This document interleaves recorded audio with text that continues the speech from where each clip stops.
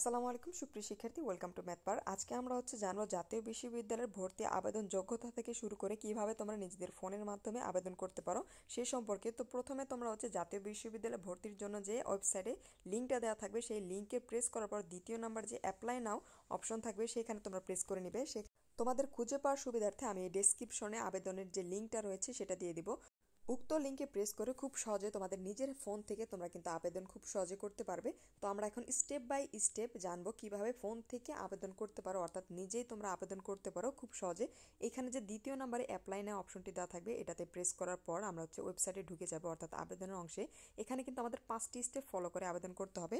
অর্থাৎ তোমাদের এখানে সায়েন্স বা হিউম্যানিটিস বা ব্যবসায় শিক্ষা থেকে যারা আবেদন করবে, এখানে প্রথম যে স্টেপ নাম্বার 1 রয়েছে সেখানে এসএসসি এবং এইচএসসি লেভেলের তোমাদের রোল, রেজিস্ট্রেশন, বোর্ড এবং পাসিং ইয়ারটা দিতে হবে।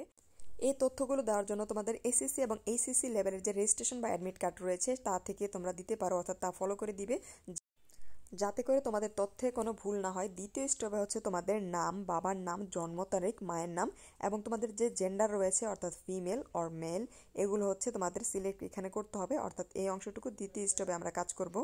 ইনফরমেশনগুলো দেওয়ার সময় লক্ষ্য রাখবে যাতে সবগুলো নির্ভুল থাকে, অর্থাৎ 100%। এর পরবর্তী অংশে তোমরা নেক্সটে চলে যাবে, অর্থাৎ স্টেপ 3-তে। এখানে প্রত্যেকটি বিভাগের সাবজেক্ট সংখ্যা, তোমাদের ডিস্ট্রিক্ট, ডিভিশন অর্থাৎ কলেজ চয়েস এবং সাবজেক্ট এবং কি কি সাবজেক্টে তোমরা আবেদন করতে পারবে সবগুলো ওই কলেজের সাবজেক্টগুলো শো করবে। অর্থাৎ প্রথম ক্ষেত্রে একটু খেয়াল করে এখানে সাবজেক্ট দেওয়া আছে, অর্থাৎ সায়েন্স থেকে যারা বিজ্ঞান বিভাগ থেকে বা হিউম্যানিটিস এবং ব্যবসায় শিক্ষা থেকে আবেদন করবে তাদের সাবজেক্টগুলো এখানে দেওয়া আছে। তার পরবর্তী ডিভিশন, তোমাদের ডিভিশন, বোর্ড এবং কলেজ সিলেকশন করতে হবে। তোমরা যেই কলেজ থেকে আবেদন করবে সেই কলেজে কি কি সাবজেক্ট রয়েছে তা কিন্তু এখানে পাশে শো করবে। এখন যদি আমরা একটি সিলেক্ট করে দেখাই, অর্থাৎ একটি আবেদন করে দেখাই, অর্থাৎ এখানে কলেজ সিলেকশনের ক্ষেত্রে প্রথম আমাদের ডিভিশন দিতে হবে।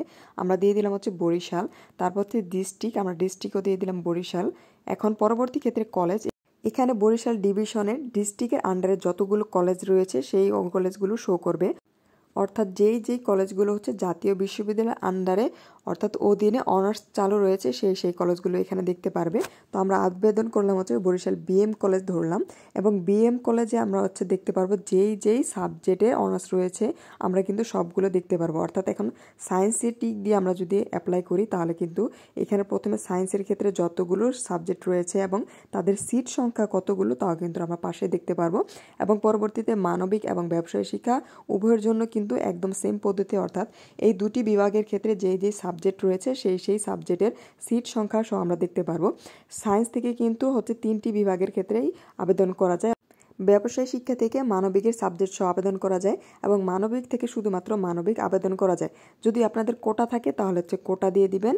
কোটা ইয়েস এবং নো সিলেক্ট করার পর আপনাদের কি কোটা রয়েছে তার কিন্তু উপযুক্ত প্রমাণ সহ সনদপত্র সহ কিন্তু ভর্তির সময় উপস্থিত করতে হবে, অর্থাৎ দিতে হবে। এই জন্য এই ক্ষেত্রে খেয়াল করে দিবেন।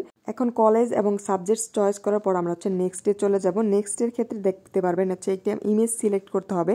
ইমেজ সিলেকশনের ক্ষেত্রে একটু খেয়াল রাখবেন যাতে ছবিটা একটু প্রফেশনাল হয়, কারণ এটা আপনাদের অনার্সের রেজিস্ট্রেশন হয়ে থাকবে, অর্থাৎ 4 বছর কাজ করবে। ইমেজ দেওয়ার ক্ষেত্রে কিন্তু একটু আপনাদের কত পিক্সেল দেওয়া থাকবে এবং হাইট, ওয়েট দেওয়া থাকে সেই অনুযায়ী আপনারা সিলেক্ট করে নেবেন।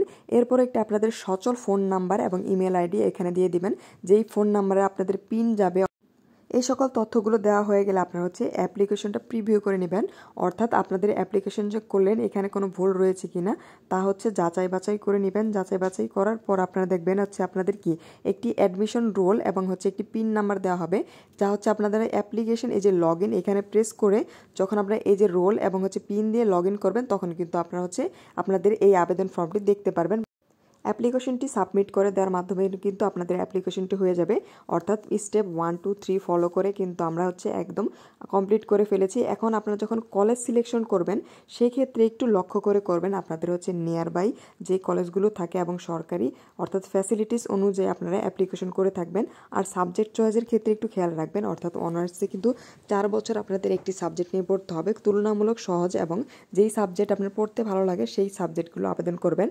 প্রথম ক্ষেত্রে আপনারা সর্বোচ্চ 15টি সাবজেক্ট চয়েস করতে পারবেন। অবশ্যই আপনাদের প্রথমের যেগুলো সাবজেক্ট পড়তে ভালো লাগে সেগুলো আগে সিলেক্ট করবেন।